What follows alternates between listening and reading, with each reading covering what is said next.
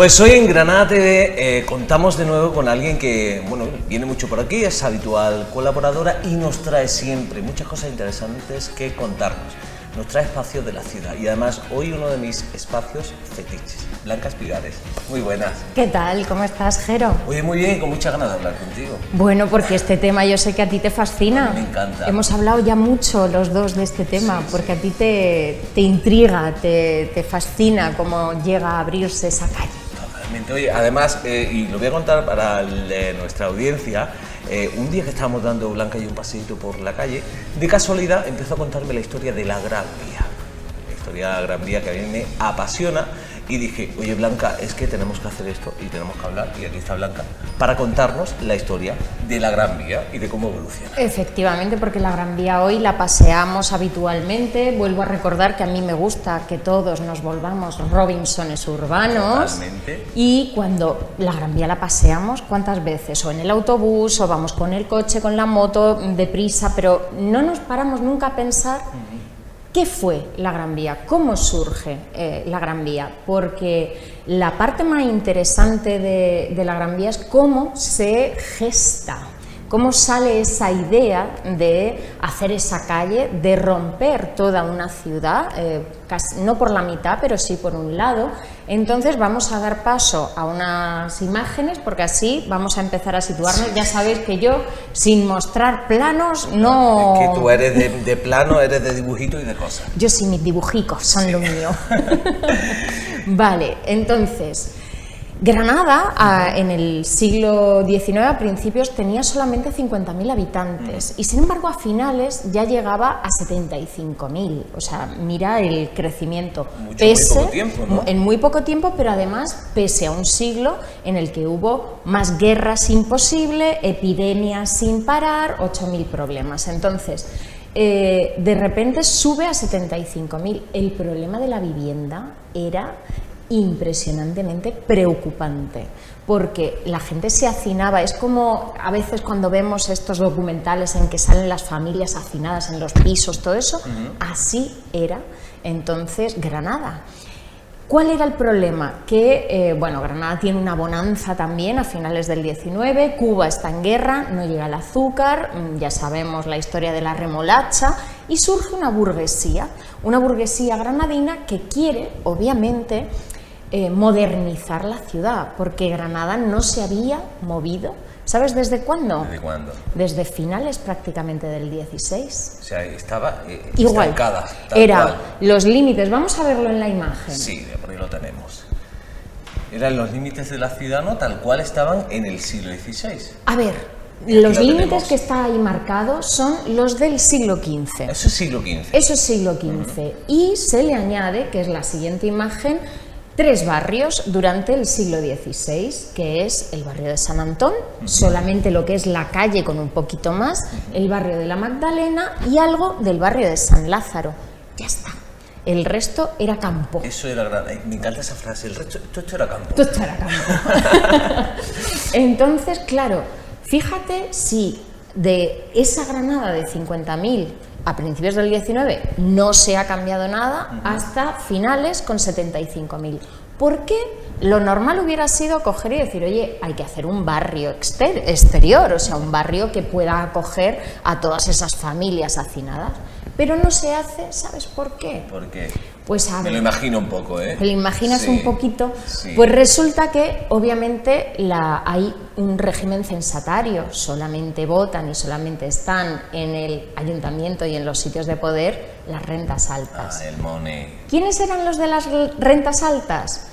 Los que gestionaban los alquileres en Granada, muchísimos pisos, casas, todo en alquiler donde se hacinaban esas familias. Entonces, claro, si se hacía un barrio exterior, subía la oferta, bajaba entonces el precio, Claro. No le interesaba a nadie. Por otra parte, también había un movimiento de modernizar la ciudad. Entendamos que no se había hecho nada, bueno, a ver, se habían construido edificios y tal a lo largo, pero yo me refiero al límite urbano, Sí, a extender ¿no? la ciudad, que creciera. Exacto, no había crecido nada. Entonces hay un momento en el que se quiere reformar y hacer una modernización, pues como se había hecho el París de Haussmann, abriendo esas grandes avenidas, pues haciendo eso, parques, abriendo la ciudad, esa ciudad medieval abigarrada, abrirla a una ciudad moderna, y eso era lo que se quería hacer en Granada. Y se plantea hacer la Gran Vía, que comunique el centro con el tren que acababa de llegar. Ya estamos además en esa época donde el tren está apareciendo. El tren acababa de llegar y se quería esa gran avenida de llegada hacia el centro y de apertura y de preparación a lo que iba a ser la gran revolución del siglo XX, el automóvil, porque hombre, no es que Granada estuviera plagada de coches a finales del XIX, en 1890, pero oye, había ya como y además era lo que se sabía, que era la modernización, el automóvil venía a quedarse. Claro, ¿no? porque todo esto llega de pronto. Claro, es paulatino, sí, pero bueno, sí, hay un tiempo. Momento en el que, claro, la remolacha ayuda a que haya una nueva burguesía. Y entonces, money, y entonces se plantea hacer una obra para abrir una calle. Esto no hubiera tenido más problemas si se hubiera abierto la calle de 20 metros de anchura. Oye, pues se abre la calle y ya está. Pero no. López Rubio, que era el presidente de la Cámara de Comercio, lo que propone es abrir más anchura para poder generar también una serie de bloques con la idea de más viviendas en altura, en vez de casitas bajas, más vivienda en altura. Entonces vamos a ver de las siguientes imágenes ese inicio del derribo esto era como se veía Granada entonces. Allá vemos la Plaza de Toros del Triunfo ahí. Claro, fíjate, pero ves que el tejido urbano va bajando desde lo que es el Albaicín y no sobresale nada, es todo como un continuo, ¿verdad? Es como, oye, baja de la colina y continúa en el llano con las mismas alturas, y fíjate la significancia que tiene ahí la catedral, que sobresale Totalmente. entre todo el tejido urbano, ¿no? Qué guay, qué bonito. Vale, pues siguiente imagen, porque ya esta es la misma, pero ya en fotografía, ya la anterior es de 1865, esta ya estamos en 1875, por ahí, y fíjate ya en la siguiente lo que se hace. Siguiente ya es el derribo.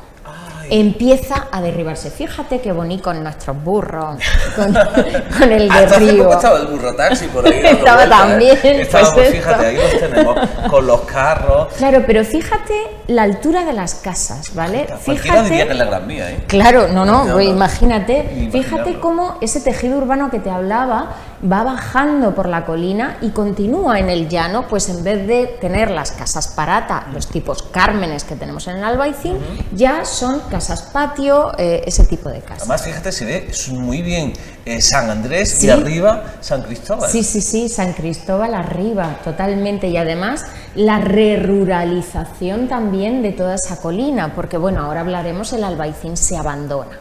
Bueno, siguiente imagen que vamos a ver además cómo se libera esa parte que está tapando totalmente la catedral. Nosotros ahora tenemos el pasaje de Siloé y estamos viendo perfectamente esa girola, toda esa zona, y aquí se empieza a seguir derribando. La cuestión es, vamos a datos. Venga. Vale. Pues López Rubio lo que propone es hacer una calle, no solamente la calle, sino además la reurbanización de hasta, en algunas zonas, 100 metros de ancho. Ahora veremos el plano que hace Torres Balbás, porque Torres Balbás, maravilloso arquitecto conservador de la Alhambra, le dedicaremos un programa porque de verdad es necesario reivindicar porque ya se le ha vindicado un poquito a Leopoldo Torres Balbás como una gran figura en Granada, y ya veremos ese plano en el que se ve esa anchura. La cuestión es que este proyecto lo lleva una empresa privada, que es la Reformadora Granadina, que se funda en 1895, con López Rubio a la cabeza y esa burguesía formando. Aquí todo queda en familia, ¿no? Claro, y se vende el proyecto como Oye, damos trabajo a la gente, que tenemos una crisis económica enorme. ¿Te suena lo de obras públicas? Sí, sí, sí. Para las crisis económicas. Y vamos a hacer obritas, vamos a arreglar este pavimento, vamos a hacer rotondas, vamos a hacer lo que sea, vamos a dar trabajo de obra. Vale. Que dura muy poquito tiempo. Claro, dura lo que dura, pero luego eso no continúa. Entonces, bueno, pues eso es como se vende, y además empieza esa reformadora granadina a decir, vale, y entonces levantamos pisazos a lo parisien. Me encanta cómo te frotas las manos. Es que... porque esto da pistas. Y lo hacemos a lo parisien, levantamos para arriba.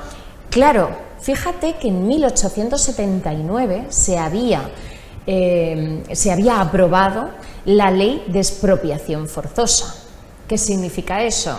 Que quiera o no, echar a la gente era mucho más fácil que anteriormente. Entonces, no hay ningún problema en echar a 500 familias. Qué barbaridad. 500 que no son familias. 500 personas. Exacto, son 500 familias, normalmente de 4 a 6 miembros por familia, incluso hablando de más. 2.500, 3.000 personas. Claro, o sea, es una barbaridad. Entonces, esa gente no tiene dónde ir. Granada no tiene más vivienda. ¿Dónde se van? A ese Albaicín abandonado que se había re-ruralizado desde que en el 16 se expulsara a los moriscos y ya finalmente en el 17 terminaran de irse en 1613, y entonces se ponen allí. ¿Cómo se ponen? ¿Por qué digo ponerse? Porque lo que hacen es huertas. Ya me hago yo una casa encima, huertas. Entonces la imagen que tenemos hoy del Albaicín es la de aquellos exiliados de la Gran Vía. La culpa es de la Gran Vía que el Albaicín lo veamos como lo vemos. Como lo vemos hoy. Sí, Además, sí, me hace sí. mucha gracia, porque antes de comenzar la entrevista, Blanca me ha contado que, bueno, el Albaicín eran casas, se van cayendo porque se despobla, claro. Se montan huertas encima. Exacto. Y ahora encima es como un sándwich, ¿no? Y ahora Sí. encima de la huerta se vuelven construye, a montar casas. claro, o sea, el Albaicín tiene un periodo de construcción durante época, entre ciríes, almohades y nazaríes, y después de la conquista es verdad que los primeros años, sobre todo tras la llegada de Cisneros, el amable Cisneros. Qué bonito Cisneros. Ay, qué apañado. Un día hablaremos de él. También. Pues la gente empieza a abandonar y se empieza a ir y empieza a cruzar el charco y empieza a abandonar. Se queda la población del Albaicín a mitad. De hecho, a finales del 16, que se hace la plataforma de Vico, ya hay muchas zonas en ruinas, abandonadas. Lo veíamos un día, sí. que se veían perfectamente como las casas están dibujadas en ruinas. Y se re-ruraliza, porque claro, esa colina había sido rural antes que urbana, ¿no? Siempre. Y entonces se re-ruraliza y se utiliza como huertas y de todo hasta este momento. Este momento en el que esas 500 familias, no sé si todas las 500 familias, pero gran parte de ellas, repobla el Albaicín y entonces empieza a construirse casas, pues, y es la imagen que tenemos hoy un poco del Albaicín. Volvamos a la Gran Vía. Entonces se empieza a abrir esa calle, pero se abre no solamente así. Vamos a poner la imagen de Torres Balbás para que lo veas. A ver, porque Torres Balbás, míralo ahí. Ay, fíjate, que se ve perfectamente. todo eso es lo que se tira. Todo eso es lo que se tira. Todo eso es lo que se tira. O sea, y vemos los dos espacios casi al final de la imagen, que hay como en dos parcelas más a los lados. Claro, y además, fíjate, porque todas esas 15 casas que están enumeradas son palacetes o casas nobles nazaríes, en muchos casos, o después del 16, que se tiran sin miramiento, como la casa de Diego de Siloé o otra serie de casas, la de... Además las tenemos ahí enumeradas. Sí, sí, ¿verdad? ahí están enumeradas, ya podéis verlas. La cuestión es que, claro, se hace toda una operación especulativa. No se nos puede olvidar que la intención de tirar todo eso era construir bloques. Se estaba vendiendo que era para que volvieran esas 500 familias. Pero ¿tú crees que esas 500 familias que vivían hacinadas y que fueron expulsadas iban a poder comprarse los pisazos de la Gran Vía? Jamás. de 200, 300, 400 metros. Claro, era como la zona de lujo de Claro, la ciudad. era lo que se pretendía, una gran avenida a lo parisien. Entonces, se copian, de hecho, ciertos diseños de París. Ya podemos algún día entrar a hablar de los distintos edificios de la Gran Vía, ya con nombres de arquitectos y estilos y tal, para ir viéndolo. Pero la cuestión, sobre todo, aquí es que hay un momento en el que, claro, llega el momento de, oye, esto no se está vendiendo al ritmo que queríamos. O sea, planifican una cosa, planifican una venta que al final es que es demasiado cara. Tiene un problema, es cara, se pretendía poner abajo todas las tiendas de lujo, los bancos que estaban ahora surgiendo con fuerza, todo eso. Un poco lo que ve, hasta hace poco había en la calle Ganivet, ¿no? Que estaban como todas las boutiques y como todo eso, pues un poco esa era la idea. Y además, tú piensas que en vez de lo que luego terminó ocurriendo, porque claro, la reformadora granadina quebró. ¿Por qué? Porque esto es una cosa curiosísima. La Gran Vía lo que hace es, se hace por un solo arquitecto y se hace un proyecto completo. Todas las casas, todos los bloques entran dentro de un proyecto único. No se hace por separado, no, es un proyecto único. Entonces, claro, cuando eso quiebra, ya empiezan a coger parcelas, empieza tal, y ya se empieza a perder lo que iba a ser un estilo continuo en la Gran Vía, y empiezan a salir distintos estilos. Sale, por ejemplo, donde hoy está Gobernación, claro, ese palacio no estaba previsto en la Gran Vía, claro. Entonces, bueno, todo esto será, al final vemos que esa operación especulativa se queda en aguas de borrajas. La gente no le sale como estaba, la remolacha de repente tiene ese problemilla que ya no tiene, ya el azúcar empieza a llegar de nuevo, y entonces empieza a apagarse todo lo de la Gran Vía. Pero la Gran Vía la tenemos que ver, y vamos a ver unas imágenes. Yo la llamo la gran cicatriz, porque sí, me parece totalmente. Porque si vemos las imágenes, esto por ejemplo es de mi tesis, ¿no? Ahí vemos desde el siglo XV a 2013, pues cómo ves el baja de la colina, y estamos viendo pues esas casitas, ese tejido urbano continuo. Fíjate, ya a partir de 1800 hasta 1870, 1900 había crecido Granada un poco, pero eso seguía igual.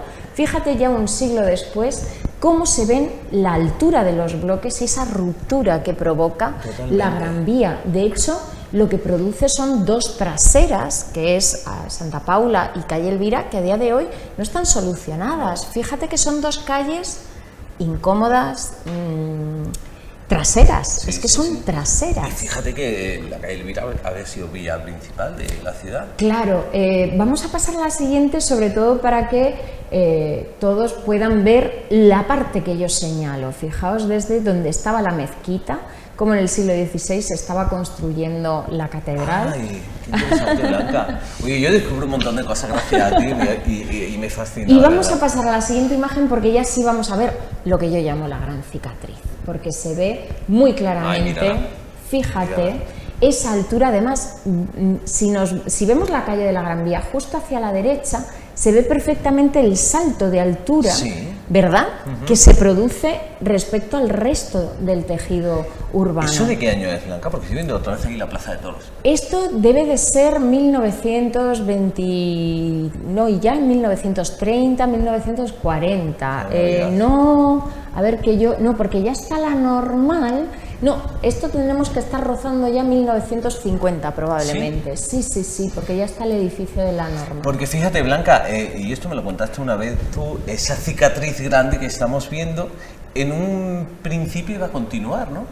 Bueno, continuaba atravesando, imagínate, todo el barrio de San Matías para llegar al Paseo de la Bomba, justo al Humilladero. O sea, si hubiera la cicatriz hubiera sido mucho más larga, más pronunciada. Que eso es lo que terminó pasando, por ejemplo, en Jaén. O sea, Jaén sí tiene una cicatriz completa. Aquí se paralizó porque se quebraron. Qué barbaridad. Y luego no se planteó ese proyecto posteriormente también, pero bueno, se quedó ahí paralizado.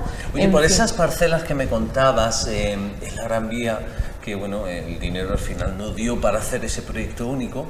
Ahí se hicieron otros edificios que posteriormente se han ido derruyendo y construyendo. Claro. Por eso vemos la mezcla de edificios modernos. Claro, ahora tenemos ahí una mezcla ecléctica, que vemos edificios de los 80, de los 90, uno del 90 que está imitando el estilo de la Gran Vía Parisienne de los años 20. Luego tenemos, vamos teniendo todo ese ririgai, precisamente porque, claro, al final ese proyecto único no se pudo llevar a cabo, se venden las parcelas, se va construyendo, incluso luego se va derribando y se van construyendo. Lo podemos distinguir perfectamente cuando paseamos por la Gran Vía. Nunca ha habido una ley que en Granada que organice eso, porque no solo vemos en la Gran Vía, en el barrio de Magdalena lo podemos ver también, en el Realejo, en distintas zonas de la ciudad, vemos esa mezcla de estilos. Pero en realidad es que esa mezcla es vida también. A ver, esto yo sé que es muy polémico. Yo soy un poquito hooligan, que lo digo mucho con Jorge la Chica, de que se quede congelado. De que se quede como está. Claro, pero tiene un problema. Ya. Si la dejamos como está, la matamos. No tiene futuro. A ver, tenemos la responsabilidad social, civil, de dejar huella de nuestro tiempo. No podemos vivir en tiempos pasados, porque no tiene sentido construir como se hacía en el 16, igual que no tiene sentido seguir yendo en carro o en caballo. Es que tú eres muy de eso. Yo sí, me encantaría. Pero no tiene ningún sentido. Entonces tenemos que ser responsables y dejar, pero una buena huella. Entonces, ¿qué es lo que ha pasado también? Es verdad que los años 80, años 90 han sido muy locos en cuanto a especulación, a construcción, y realmente no se ha llevado bien el dónde, hasta cómo y de qué forma. Se ha hecho de cualquier manera también. Sin criterio, ¿no? Había un criterio, pero es que los criterios, cuando son generalistas, no funcionan en todos sitios igual. Esto lo tenemos que hablar en otro programa aparte, porque de esto va mi tesis, precisamente, que es distinguir que, a ver, Granada es una ciudad sobre colinas, y desde las colinas todo lo que se haga en el llano va a afectar. No nos vale lo que siempre se ha hecho de esta es la línea que remarca, o que tiene la demarcación de centro histórico, pero a partir de esta línea en la siguiente calle yo ya puedo levantar 5 plantas más, 8 plantas más. Claro, porque en realidad cuando tú estás en el Albaicín o estás en la colina del Realejo, en otras colinas que son el paisaje histórico urbano de Granada, tú estás viendo eso. Por ejemplo, algo que yo hubiera prohibido simplemente por el impacto visual que tuvo sobre la Alhambra. Y ahora me vas sobre la Alhambra y me vas a decir el qué. Claro.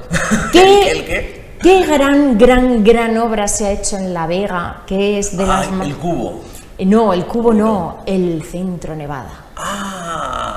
El Centro Nevada, desde la Alhambra, fue un cambio visual hacia La Vega. Totalmente. Que afectó muchísimo, porque tú te asomabas por cualquier sitio de la Alhambra, y ya en la Torre de la Vela ni te cuento, y aquello era como ¡pum!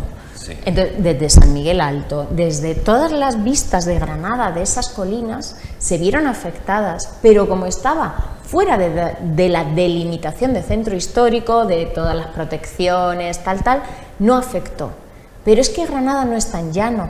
Eso se puede aplicar en sitios como Sevilla, se puede aplicar en Córdoba, se puede aplicar en ciudades llanas o con poca influencia de la topografía.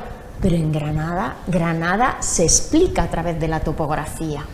Entonces tenemos también que tener cuidado, y lo que yo te digo, no podemos no tener nuestra huella, pero vamos a hacerla de forma responsable. Un día vamos a hablar de tus tesis y de las colinas de Granada, que creo que es algo muy interesante. Sí, mucho. Oye, ¿nos queda alguna foto por ahí por ver, Blanca? Sí, la última ya de estado actual, en la que seguimos viendo esa, fíjate, ahí tenemos ¿se ve la cicatriz? Esa cicatriz, y ves esa rotura de altura. Es como si el Albaicín, así calladito, con sus casitas bajitas y tal, de repente chocara contra un muro. Lo estamos viendo abajo.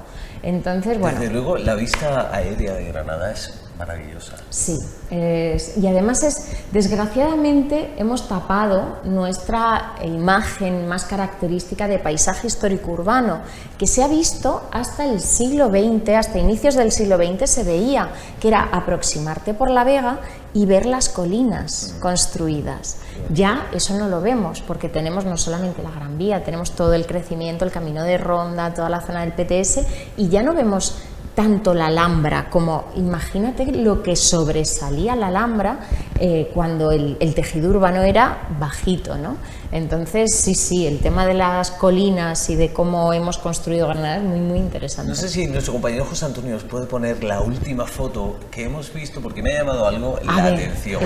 En torno a la colina de la Alhambra, parece como si fuera una fortaleza verde que se emerge de la ciudad absolutamente. Bueno, de hecho es que, esto lo ignoran muchos granadinos, pero esa colina entera, esa montaña, porque esto es una montaña, estamos hablando de 500 hectáreas de territorio de la Alhambra. ¡Qué barbaridad! Se han salvado porque eran un territorio independiente de Granada, porque la Alhambra fue y sigue siendo en muchísimos aspectos independiente de Granada. Son jurisdicciones distintas en algunas. Claro, entonces eso ya hablaremos, pero fíjate que Granada lo que hace es abrazar la colina porque no puedes subir por ella, afortunadamente. De hecho, creo que hay una imagen que todos la tenemos en la retina, que es cuando te pones en la Puerta de las Granadas, miras hacia la Cuesta Gomérez, está construida y de repente te giras. Totalmente. Y es como si pasaras una puerta a otro universo. Totalmente. Porque no se pudo seguir construyendo para arriba porque era un territorio independiente. A mí me gusta mucho la visión que hay desde Torre Bermeja. Sí. Que parece que el tiempo está parado, sí, y que no ha pasado ni un solo año, ni un solo siglo, ni un solo minuto por aquella zona. Oye, Blanca, que me gusta mucho hablar contigo. Y yo contigo. Y que nosotros vamos a seguir hablando, conociendo, trayéndonos distintos espacios de la ciudad, porque contigo siempre se aprende. Bueno, yo lo que intento es contar cositas, sobre todo para que seamos Robinsones urbanos y vayamos por la ciudad viendo la ciudad de otra forma. Oye, Blanca, gracias de nuevo. Gracias a vosotros, siempre. Nosotros, después de aprender con Blanca Espigares y de todos los temas que nos trae siempre, vamos a continuar aquí en Granada TV con más temas. Nos vemos en un momento.